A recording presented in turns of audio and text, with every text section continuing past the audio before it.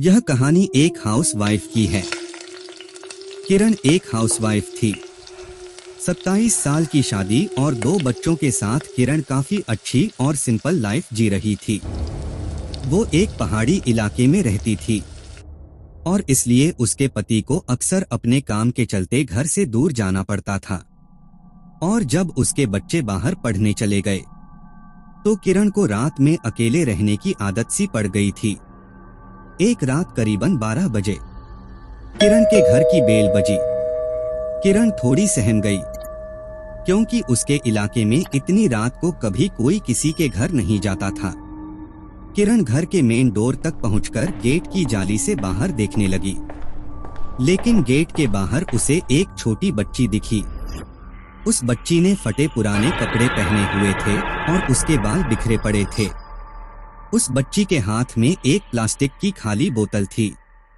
किरण को इतनी रात में एक छोटी बच्ची का गेट पर आना काफी अजीब लगा। किरण ने बच्चे से पूछा कि वह कौन है और इतनी रात को वो यहाँ पर क्या कर रही है। तब वह छोटी बच्ची बोली उसका नाम ईशा है और वो पानी की बोतल दिखाकर कहने लगी कि वह प्यासी है और उसे पानी चाहिए। यह कहते ही ईशा ने रोना शुरू कर दिया। उसने किरण से कहा कि उसने सुबह से पानी नहीं पिया है। ईशा को रोता देख किरण को उस पर तरस आ गया। उसने दरवाजे को हल्का सा खोलकर ईशा से पानी की बोतल ली और उसे इंतजार करने को कहकर अंदर पानी भरने चली गई। कुछ ही देर में किरण पानी की भरी बोतल लेकर वापस आई तो उसने देखा कि गेट पर अब कोई भी नहीं है। किरण ने गेट से थोड़ा बाहर निकलकर भी देखा, पर उसे वो बच्ची कहीं दिखाई नहीं दी। किरण वो पानी की बोतल गेट के बाहर छोड़कर ही घर के अंदर आ गई। उसे यह सब अटपटा तो लगा, पर उसे बहुत तेज नींद भी आ रही थी, इसलिए वो फिर से बेड पर जाकर सो गई। रात और गहरी हो चुकी थी और उस पहाड़ी इलाके में एकदम खामोशी छा गई थी। किरण आराम से सो रही थी, लेकिन फिर उसने करवट ली और उसका पैर बेड पर पड़ी किसी चीज पर जा लगा। जब उसकी आंख खुली तो उसके होश उड़ गए। उसके बगल में वही फटे कपड़ों और बिखरे बालों वाली ईशा लेटी हुई थी, जो किरण को देखकर हंसे जा रही थी। ये सब देख किरण का दिल दहल गया और वो घबराहट में चिल्लाती हुई बेड से उठ खड़ी हुई। उसकी चीख सुनते ही ईशा वहां से भागकर किचन की ओर चली गई। किरण को उस लड़की पर बहुत गुस्सा आया कि वो लड़की बिना उसकी इजाजत के उसके घर में कैसे घुस आई। किरण गुस्से से उसके पीछे पीछे किचन में भागी, लेकिन वहां कोई नहीं था। किरण को लगा कि वो लड़की शायद वहीं कहीं छुप गई है। वो धीरे धीरे किचन की सारी अलमारी चेक करने लगी, लेकिन ईशा किसी अलमारी में भी नहीं थी। किरण को कुछ समझ नहीं आ रहा था, लेकिन अब जो होने वाला था उसका तो उसे बिल्कुल भी अंदाजा नहीं था।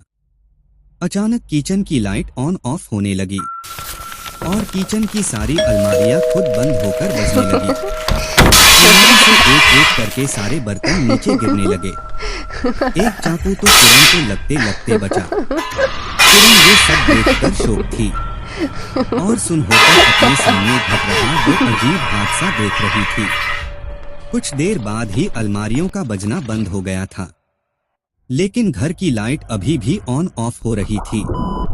अचानक किचन से काले रंग का पानी नाली से ऊपर निकल कर आने लगा और तभी किरण को अपने पीछे से बच्ची के हंसने की आवाज आई। वो मुड़ी तो उसने देखा कि वो बच्ची किरण की घबराई हुई हालत देखकर जोरों से हंस रही थी। किरण जैसे ही उसके पास जाने के लिए आगे बढ़ी, अचानक ही किरण को ऐसा लगा जैसे किसी ने पीछे से बाल खींचे हों। इससे पहले कि वो कुछ कर पाती उसके बाल किचन की नाली में फंस गए और वो उसी नाली की तरफ खींचे जा रही थी। अब उसमें से गंदा काला पानी निकल रहा था, जिसकी वजह से किरण का मुंह उस पानी में डूब गया और उसे सांस आनी बंद हो गई। किरण बुरी तरह तड़प रही थी और उसने बहुत जोर लगाया और अपने आप को नाली से दूर धक्का दिया। वो किचन के नाली के चंगुल से तो छूट गई, लेकिन उसे बहुत तेज दर्द हो रहा था। किरण ने अपनी सांसें संभाली और घर में इधर उधर नजर दौड़ाई पर वो बच्ची कहीं नहीं थी। किरण को समझ आ गया कि वो बच्ची कोई आम बच्ची नहीं बल्कि कोई बहुत बुरी शक्ति या शायद कोई आत्मा है जो उसके पीछे लग गई है। उसने तुरंत अपने पति को फोन किया और उसे सब कुछ बता दिया। उसके पति ने कहा कि वो मदद के लिए किसी को भेज रहा है, लेकिन तब तक किरण को तुरंत घर छोड़कर पड़ोस में चले जाना चाहिए। किरण उसकी बात से सहमत थी, पर जैसे ही उसने फोन डिस्कनेक्ट किया वैसे ही घर में उस बच्ची की आवाज गूंजने लगी और अचानक वो बच्ची किरण के सामने आ गई और उसका गला घोटने लगी। तभी किरण के दरवाजे की घंटी बजी और जोर से दरवाजे पर खटखट हुई।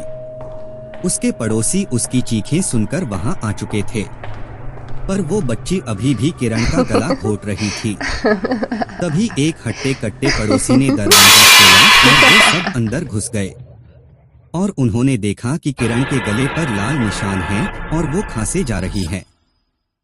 वो बच्ची पड़ोसियों के अंदर आते ही कहीं गायब हो चुकी थी। किरण के पड़ोसियों ने उसे पानी पिलाया और उसे शांत कराया।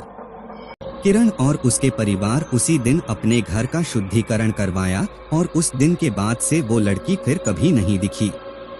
अगर आपको यह कहानी अच्छी लगी तो हमारा चैनल सब्सक्राइब करना बिल्कुल मत भूलिएगा।